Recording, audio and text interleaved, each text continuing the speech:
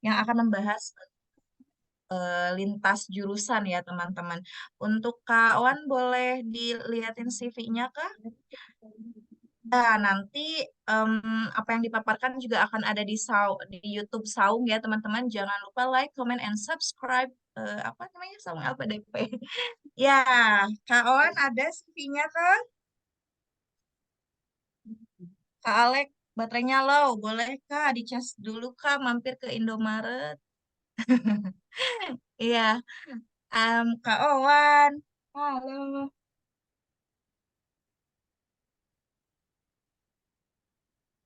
Adakah? Bentar.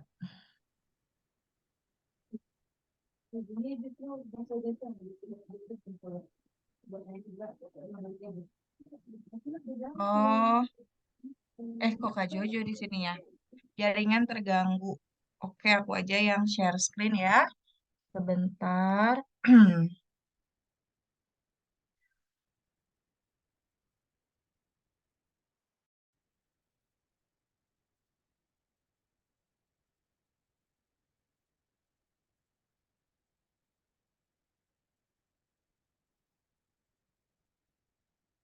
Masih. Eh,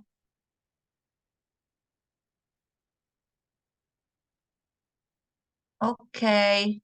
Teman-teman udah nampak kah screen-nya?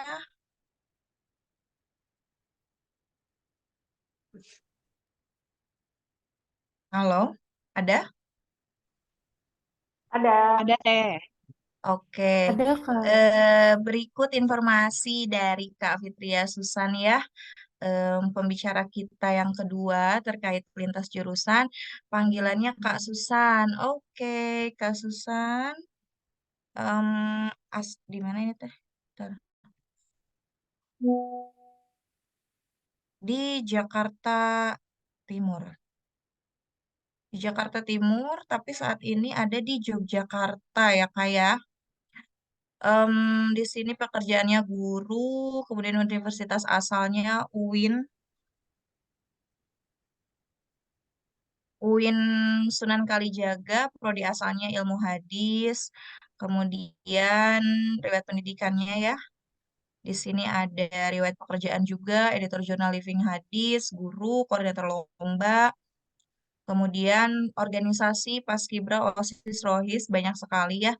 Prestasi menjadi duta sanitasi teraktif dan terinovatif. Mantap, luar biasa. Penghargaan guru terbaik dan teladan.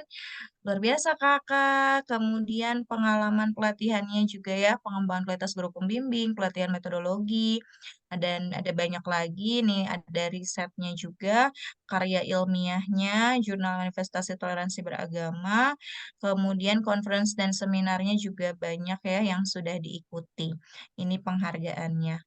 Oke, udah nggak sabar nih untuk bincang-bincang sama Kak Fitria. Halo Kak Fitria, sudah hadir?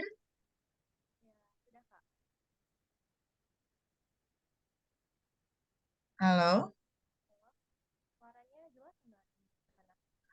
Suaranya kecil. Ya nggak, teman-teman? Suaranya kecil nggak? Atau emang di aku aja ya? Betul, Kak. Iya Mm-mm, betul Kak, kecil suaranya. Iya, Kak. mm-mm. Mungkin agak diperbesar lagi, Kak.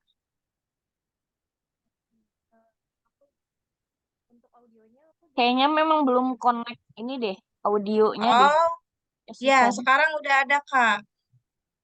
Ini aku, Teh Medeo, bukan Teh Fitria Susan. Ini tes Susanti ya. Teh Susan belum ini connect Teh, audionya. tes, tes Susan audionya coba di unmute dulu.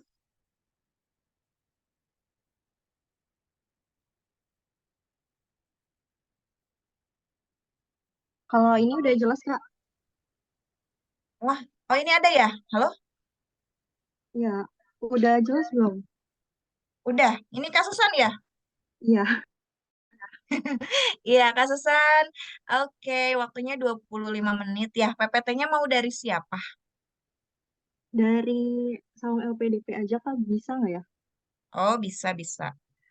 Aku cek dulu ya. Kak, jadiin aku host aja, Kak. Sudah aku siapin. Oh iya. Boleh, boleh. Asal udah jadi co-host, coba cek deh. Kalau nggak Tadi sempat salah, keluar lagi tadi. udah, Kak. Eh, dua ya ininya ya? Iya, aku jadi audionya dari HP, Kak. Soalnya nggak bisa lewat Oh, laptop. oke, oke. Udah, Kak. Coba ya. Oke. Belum bisa, Boleh, Kak. Kak? Ah, Belum bisa, belum dijadiin host di sini. udah co-hostnya. Fitria Susan Meliana, udah dua. Eh, PPT-nya yang dari itu kan, Kak, dari Saung yang share screen. Oh, oh iya. Bentar ya. Ada.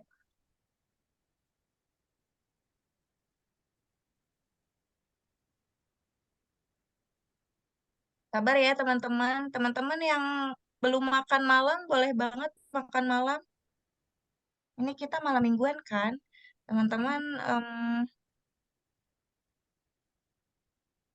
kalau ada yang mau minum, minum dulu. Boleh makan juga. Kalau mau bagi-bagi makanan, boleh. Virtual.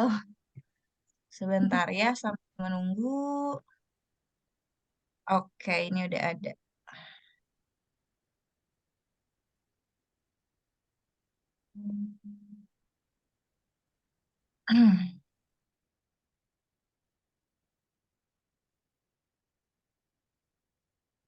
Hah? Kenapa nggak bisa buka ya?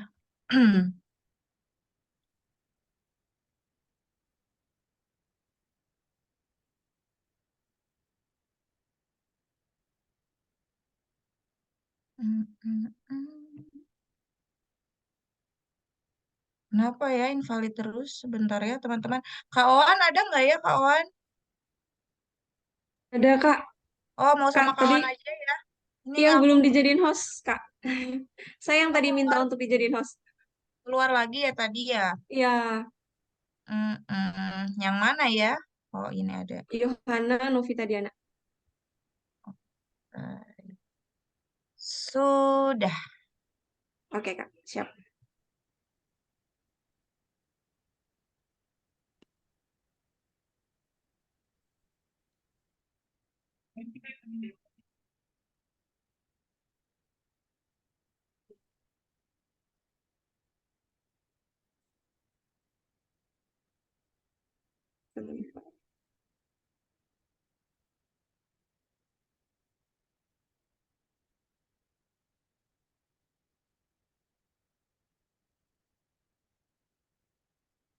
Kak, sudah muncul di layar? Belum Kalau kelihatan. kalau di aku belum. Oh, sudah.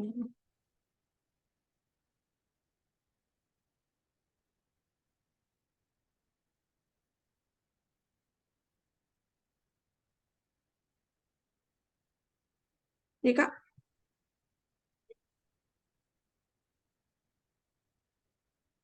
Ya, udah, Kak. Udah muncul. Oke,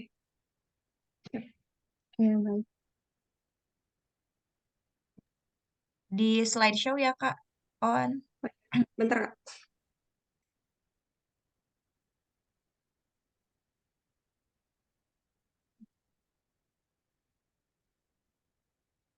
Sudah, Oke. Kak.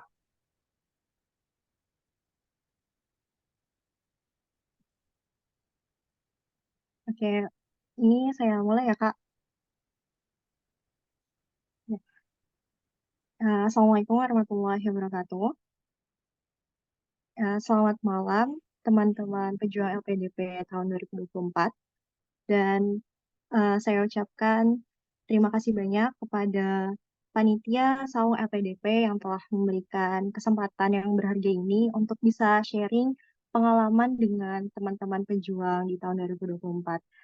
Dan saya juga mengucapkan terima kasih banyak kepada para mentor yang telah membantu saya bisa mendapatkan LPDP dalam satu kesempatan. Dan mungkin tadi kalau Kak Afifah pengalamannya adalah kegagalan saat mendaftar LPDP ya, dan menjelaskan tentang motonya, yaitu jangan menyerah dan teruslah berjuang. Mungkin pada kesempatan saya akan menjelaskan dan memotivasi teman-teman bahwa tidak ada yang tidak mungkin, ya, tidak ada yang tidak mungkin, dan tunjukkanlah versi terbaik dari diri kita. Dan sebenarnya teman-teman, eh, pengalaman saya untuk lintas jurusan ini nggak cuma waktu di S2 aja sebenarnya, yaitu waktu saya SMA, ya mungkin sedikit cerita pengalaman ya.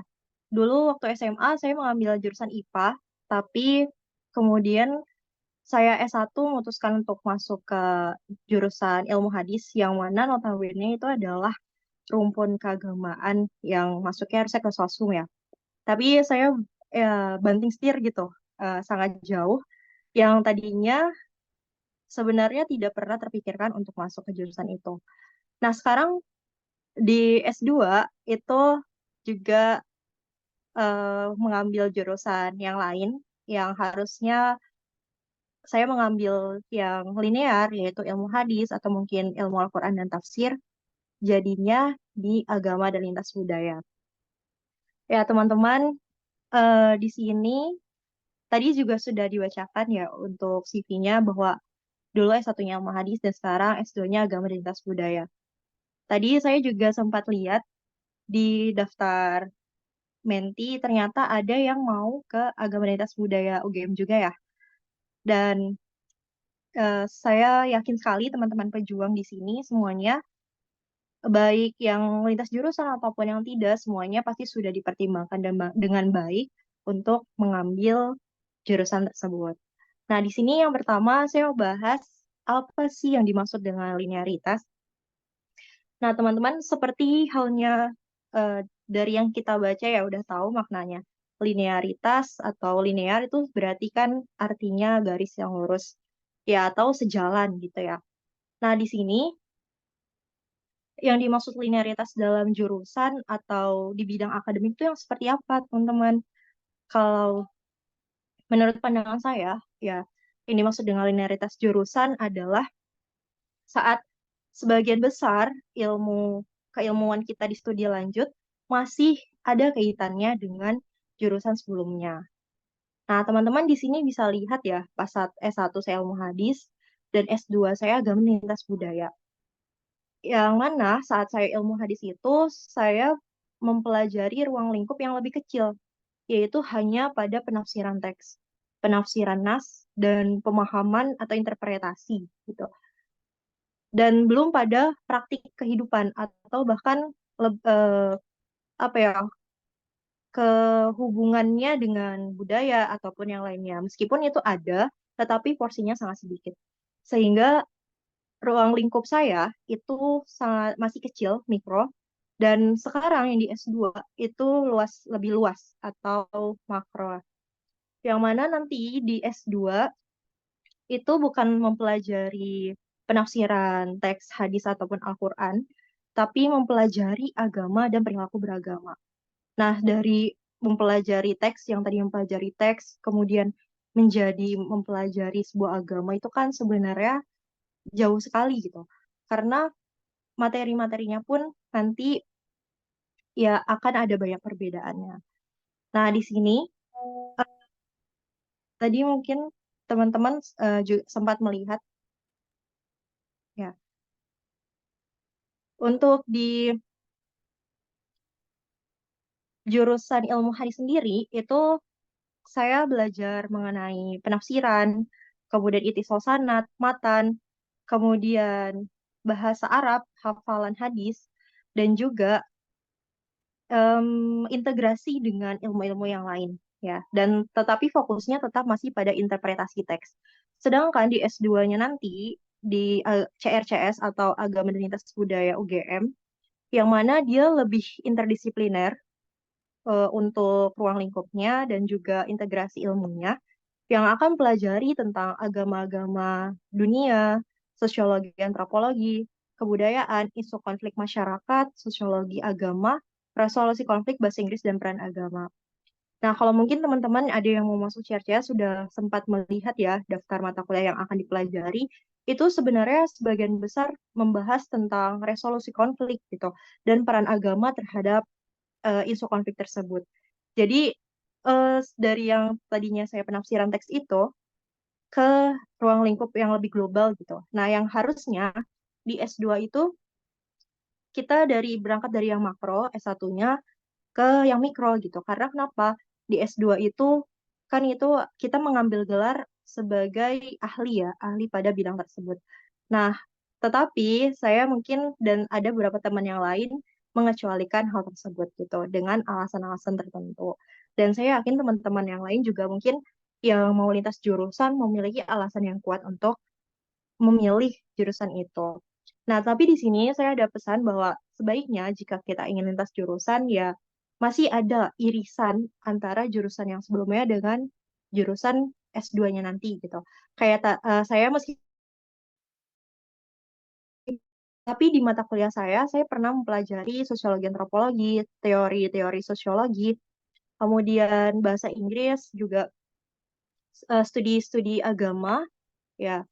Dan meskipun itu hanya beberapa semester saja, tetapi itu sudah cukup untuk bisalah menstimulus kita untuk belajar di studi S2 nantinya.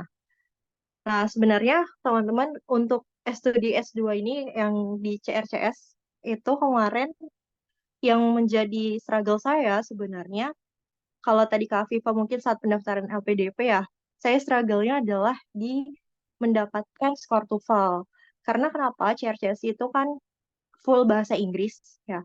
Dan dia jurusan yang sudah masuk ke peringkat 46 dunia, termasuk terbaik gitu di dunia di bidang teologi.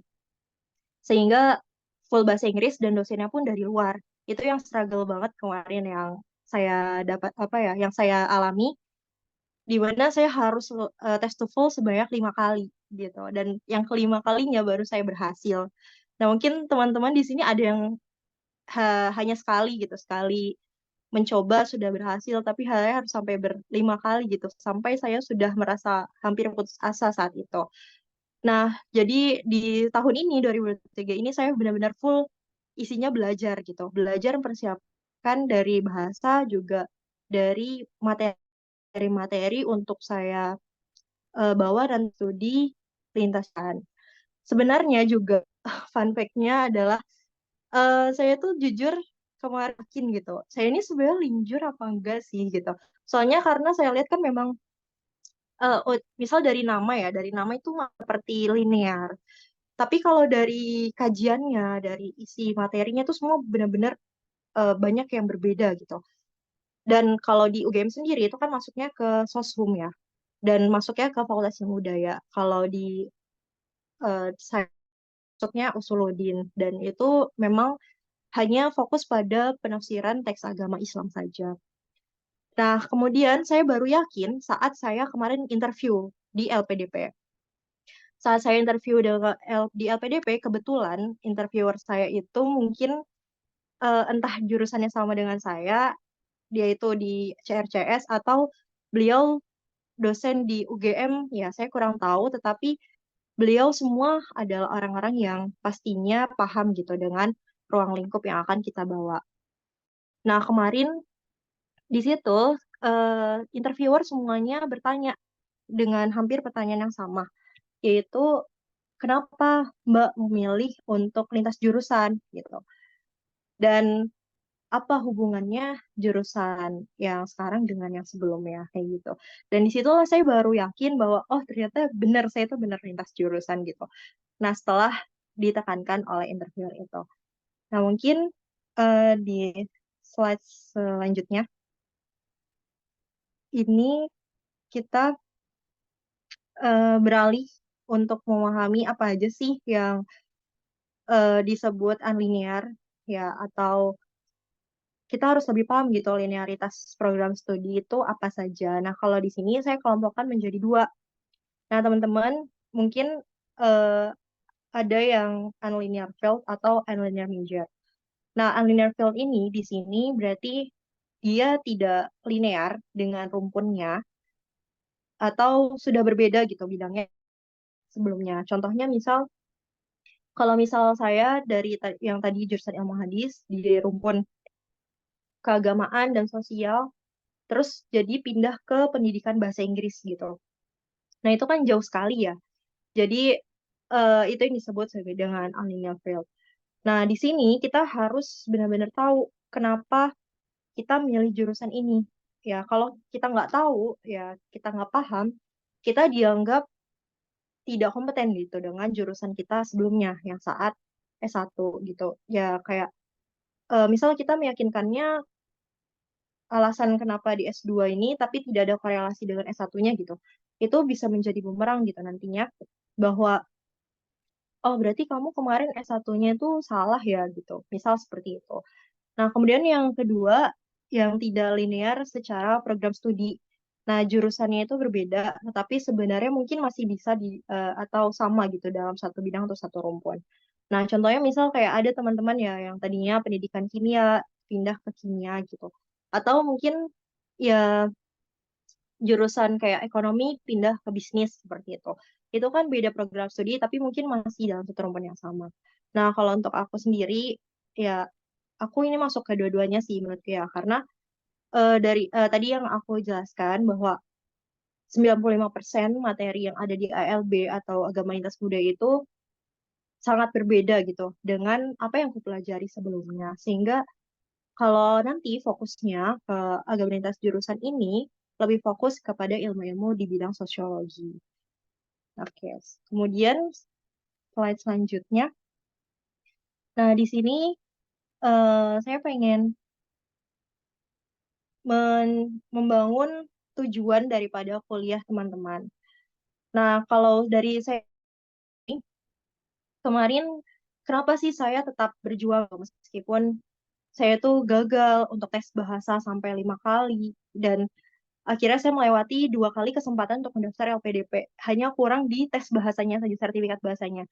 Dan sebenarnya kurangnya tuh cuma 3 poin doang gitu, 5 poin doang. Dan itu ya sedih banget ya. Emang untuk jalur reguler itu teman-teman harus lebih mempersiapkan diri karena minimal skor untuk TOEFL-nya lebih tinggi dibandingkan dengan dengan jalur-jalur yang lain ya maksudnya. Nah, di sini saya membangun tujuan yang membuat saya itu tidak berhenti melangkah atau tidak berhenti untuk belajar. Di sini pertama ada tujuan realistis dan juga ada tujuan idealis. Apalagi teman-teman yang mau pindah jurusan itu butuh tujuan yang benar-benar jelas dan tujuan yang apa ya bisa membuat teman-teman itu selalu bangkit saat mengalami hambatan atau kegagalan. Nah, kalau di tujuan realistis ini, ya ini adalah tujuan individual, yang mana setiap orang itu pasti punya tujuan masing-masing dalam menempuh pendidikan. Dan ini yang akan memotivasi kita saat kita jatuh. Contohnya adalah, ya misal si A mau mendapatkan beasiswa LPDP untuk membantu biaya hidup keluarganya. Sebenarnya tujuan dan niat kita tuh nggak ada yang salah ya teman-teman. Ya, tapi ada yang perlu kita sampaikan ataupun yang tidak disampaikan nanti saat kita wawancara. Nah, yang tujuan realistis ini, tujuan individual ini tidak perlu disampaikan. Cukup kita aja yang tahu, teman-teman. Dan ini yang menjadi pemicu kita gitu untuk selalu bangkit. Ya, terus kemudian tujuan idealis, yaitu tujuan yang diharapkan dari ilmu yang kita dapatkan nantinya bisa diaplikasikan di masyarakat. Nah, tujuan ini yang itu fungsinya untuk bisa meyakinkan interviewer nantinya untuk mendapatkan beasiswa ini. Ya, contohnya tadi misal ya, ada yang mau menjadi dosen, atau mungkin ada yang mau membuat penelitian apa, dan sebagainya. Jadi tujuan yang idealis ini adalah tujuan yang mengarah kepada kontribusi kita kepada masyarakat dan juga negara Indonesia. Nah, kemudian kalau bisa, kita menunjukkan urgensi dari mencapai tujuan tersebut dengan lintas jurusan. Kayak kenapa sih kita harus mencapai tujuan itu dengan memilih jurusan ini gitu. Nah, itu tuh harus kita tekankan gitu saat kita khususnya di seleksi substansi ya atau wawancara nantinya. Oke, kemudian Untuk slide selanjutnya Kakak izin waktunya 4 menit lagi ya. ya, baik Kak. Lanjut untuk selanjutnya. Nah, kita juga perlu membangun target ya teman-teman. Target, eh, kalau target itu adalah hal-hal yang kita susun dengan lebih rinci dari tujuan yang mau kita capai tadi. Nah, nanti dari target kita membuat target individu dan juga target kontribusi. Dan kita perlu menselaraskan target yang individu kita dengan target kontribusi yang akan kita capai. Kemudian next slide, Kak.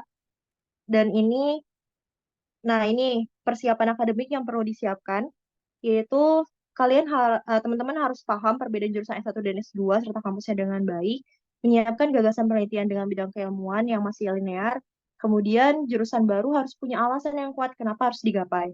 Yang keempat, menyusun rencana tesis dengan baik. Kelima, menyusun rencana kontribusi selama studi S1, dan yang keenam, menyusun rencana kontribusi pasca studi.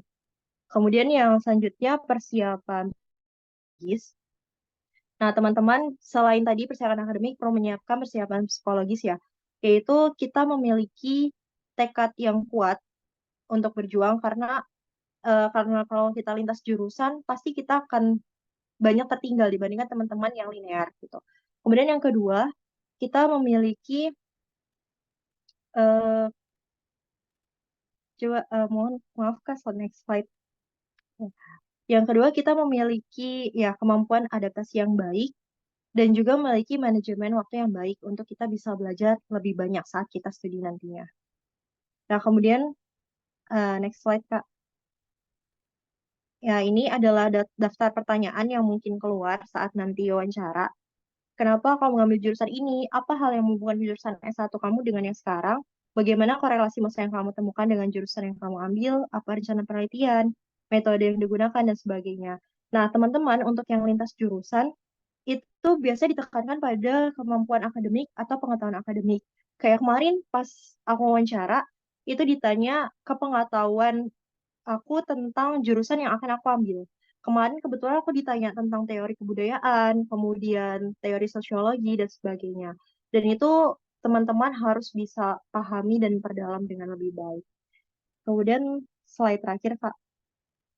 Nah, eh, di sini seberapa siap ya teman-teman menjadi award di LPDP? Ya, di sini saya cuma mau memotivasi teman-teman dari pengalaman yang saya dapat, dari kegagalan-kegagalan yang saya dapat juga. Tidak ada kata terlambat, tidak ada kata yang tidak mungkin, ya tidak ada yang tidak mungkin ya teman-teman. Setiap langkah kita pasti akan memberikan perubahan pada hidup dan masyarakat. Bahkan jika kita di sini sudah memiliki niat meskipun persiapannya belum matang, itu langkah gitu untuk memberikan perubahan. Dan kita itu sebenarnya bersaing dengan diri sendiri, bukan orang lain. Tadi seperti yang Mbak Afifah sampaikan, bahwa LPDP itu nggak memberikan kuota ya terhadap awardinya, sehingga di sini tugas kita untuk menampilkan diri kita yang terbaik. Dan juga kita harus usaha semaksimal mungkin untuk menjadi yang terbaik. Ya mungkin itu saja untuk sharing session yang saya sampaikan pada malam ini. Saya mohon maaf atas segala kendala ya dalam penampilan slide ataupun yang lainnya. Dan juga mohon maaf ini gak bisa, kameranya yang di laptop itu tidak mendukung ya. Jadi mungkin gambarnya tidak jelas. Terima kasih banyak atas perhatian teman-teman semuanya. Kurang lebih mohon maaf. Wassalamualaikum warahmatullahi wabarakatuh. Waalaikumsalam Waalaikumsalam warahmatullahi wabarakatuh. Terima kasih banyak Kak Susan atas sharing motivationnya yang selalu suka sama quotes yang luar biasa ya Kak. Tadi kita bukan bersaing dengan orang lain, tapi kita bersaing dengan diri sendiri. Ya nggak sih teman-teman? Kadang kan bergelut dan berdamai dengan diri itu sulit ya. Kita banyak maunya, tapi ada malesnya. Kita ingin ini itu, tapi kadang mm, seadanya gitu. Jadi ya berikanlah yang terbaik gitu. Ya nggak sih teman-teman? Ada yang mau ngasih quotes?